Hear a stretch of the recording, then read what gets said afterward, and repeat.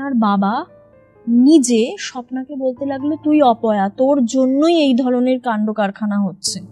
রিন্টু মাসি আমাকে বাঁচাও, আমার সব নিয়ে চলে গেল, আমার আর কিচ্ছু থাকলো না, আমি এখন কি করব, আমি এখন কি করব। আমি যেই বাড়িতে কাজ করতাম সেই বাড়ির মেয়েটা মারা যাওয়ার পর তার প্রেতাত্মাটা আমার সাথে জুড়ে গেছে।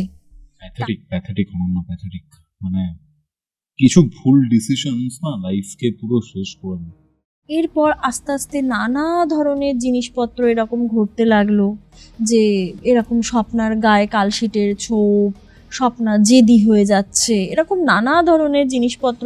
স্বপ্নাদের বাড়িতে কেউ আসতো না, বাড়ির ছায়া বলতো না, মানে আগেকার দিনে একটা কথা ছিল না যে বাড়ির ছায়াটা ওখান দিয়ে আমরা মারাবো না, ওই বাড়িতে যাব না, এই রকম ধরনের যে জিনিসপত্রগুলো ছিল, তো সেইগুলো পুরোপুরি হতে লাগলো। মানে এক ঘরে ওরা হয়ে গেল স্বপ্নারা।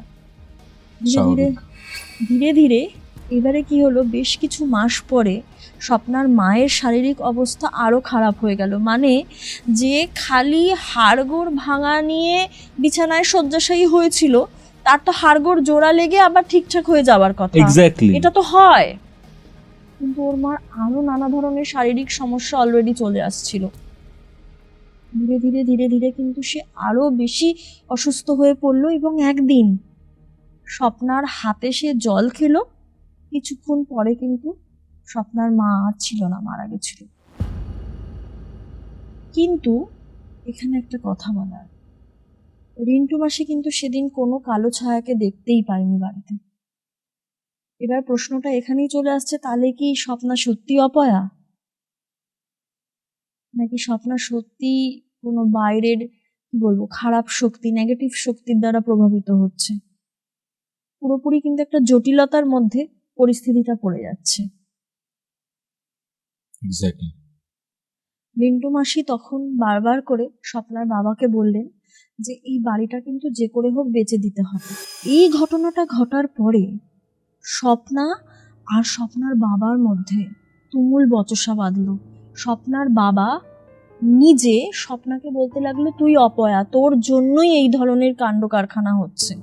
কোনো বাবার মুখ থেকে মেয়ে যদি শোনে যে সে অপয়া, এর থেকে মানে দুঃখের ঘটনা তো আর কিছু হতেই পারে না কোনোভাবেই না।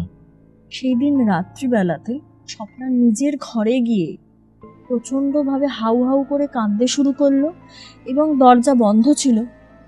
ঘরের ভিতর থেকে স্বপ্না বলতে শুরু করলো রিন্টু মাসির উদ্দেশ্যে আর কি, রিন্টু মাসি আমাকে বাঁচাও, আমার সব নিয়ে চলে গেল, আমার আর কিচ্ছু থাকলো না, আমি এখন কি করব, আমি এখন কি করব। হাউ হাউ করে সে নাকি কাঁদছে রাত্রিবেলাতে।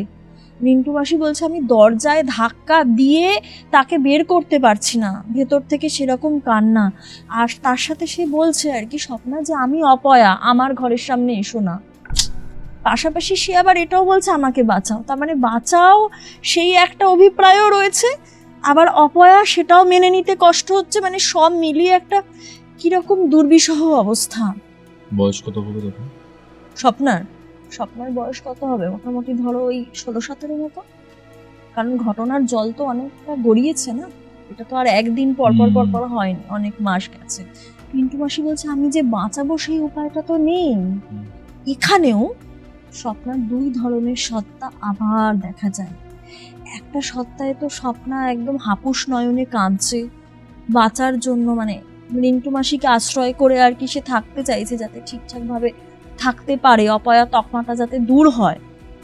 আবার অন্যদিকে রিন্টু মাসি যখন বাঁচানোর জন্য দরজাটা মানে ওরম কাঁদছে, এবার সেই সময় আর কি সান্ত্বনা দেওয়ার জন্য দরজাটা ভাঙার উপক্রম করছে, তখন ভিতর থেকে খুব শান্ত অথচ কঠিন স্বরে স্বপ্না বলেছিল, সব ঠিক হয়ে যাবে, তুমি যাও, আমাকে একটু সময় দাও।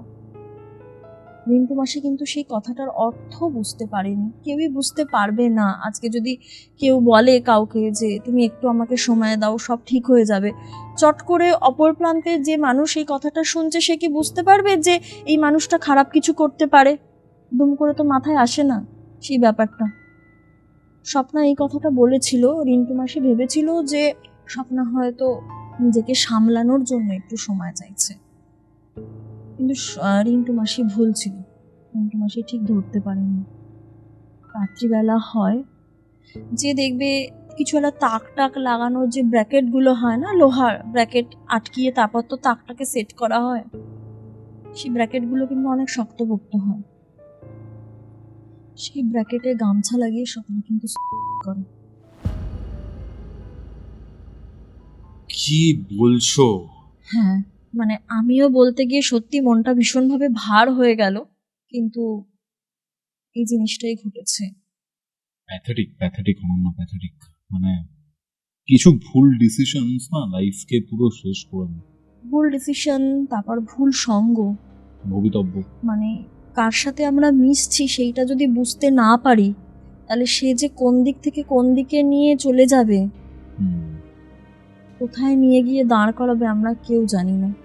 তার সাথে তো অবশ্যই আমাদের একটা ভাগ্য রয়েছে, ভবিতব্য রয়েছে, কিন্তু আমার মনে হয় সঙ্গটা না একটু বুঝে শুনে করা উচিত। অ্যাটলিস্ট আমি যার সাথে মিশছি তাকে যদি একটু ভালোভাবে, মানে পুরোপুরি হয়তো মানুষের শেষ দিনও কোনো মানুষকে চেনা যায় না, কিন্তু একটুখানি সতর্ক হওয়া, একটুখানি নজর রাখা, এই জিনিসগুলো কিন্তু আজকালকার দিন কেন বলবো, মানে পুরোপুরিভাবেই একটা মানুষের জীবন তো কখনো মসৃণ হয় না, না?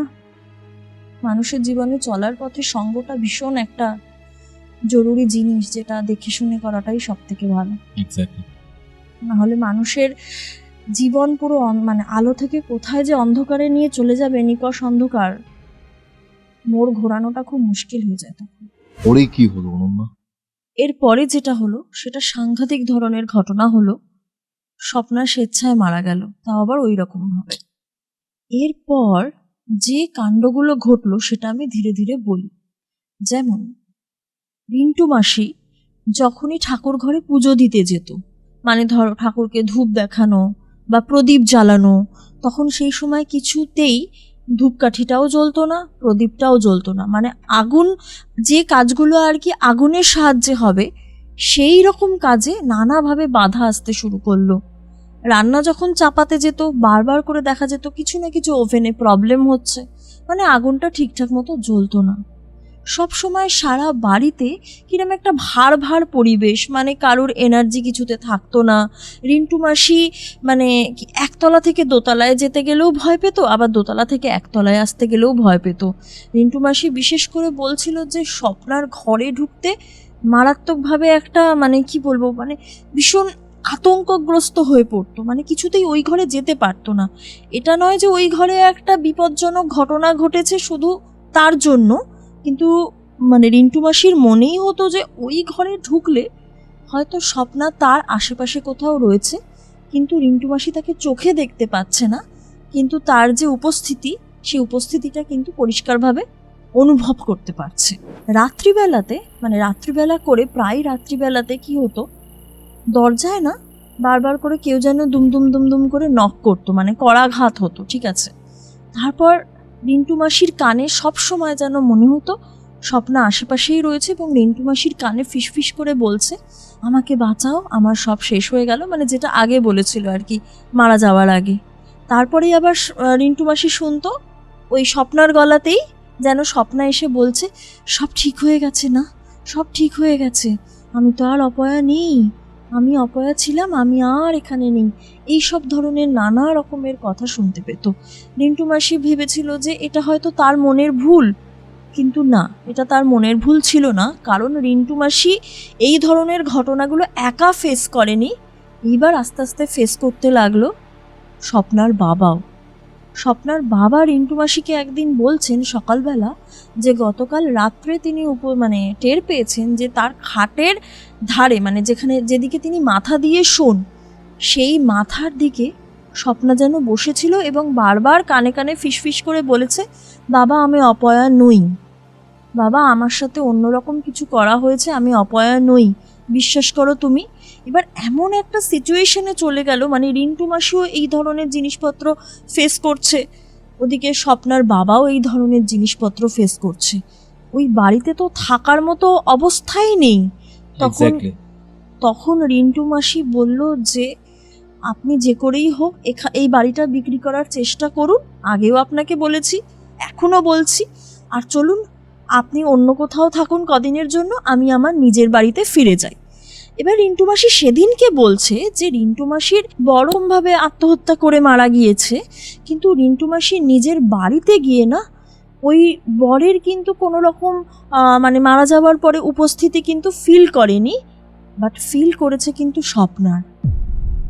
ওই বাড়িতে গিয়ে রিন্টু মাসি নিজের বাড়িতে গিয়েও, ত্রিবেণীর ওই সাইডেই তো বাড়িটা ছিল, রিন্টু মাসি নিজের বাড়িতে গিয়েও ফিল করতে পারছে স্বপ্না যেন আশেপাশেই রয়েছে। এবারে একটা জিনিস তুমি মনে করে দেখো, ঘটনাটার শুরুতেই আমি বলেছিলাম যে রিন্টু মাসি যখন আমাদের বাড়িতে কিছুদিনের জন্য কাজ করতে এসেছিল, রিন্টু মাসি কিন্তু সকাল ছাড়া অন্য বেলাতে কাজ করতে আসতে চাইতো না। এক্স্যাক্টলি। এইবার লিঙ্কটা এখানেই কেন, মানে রিন্টু কেন? মাসি বলেও ছিল মাকে গুজগুজ করে যে আমি যেই বাড়িতে কাজ করতাম সেই বাড়ির মেয়েটা মারা যাওয়ার পর তার প্রেতাত্মাটা আমার সাথে জুড়ে গেছে। তার মানে কি, সন্ধেবেলা কাজ করতে ভয় পেত, সবসময় হয়তো তার উপস্থিতি টের পেত যে আশেপাশে কিছু রয়েছে, এবং বলছে নিজের বাড়িতে গিয়ে ওই রকম ধরনের অঘটন ঘটার পরেও তার বরের কোনো উপস্থিতি টের পায়নি, কিন্তু স্বপ্নার উপস্থিতি টের পাচ্ছে। কারণ স্বপ্না তো পুরোপুরিভাবে রিন্টু মাসির উপর নির্ভরশীল ছিল, রিন্টু মাসিকেই নিজের বন্ধুর মতো ভাবতো, সব কথা শেয়ার করতো।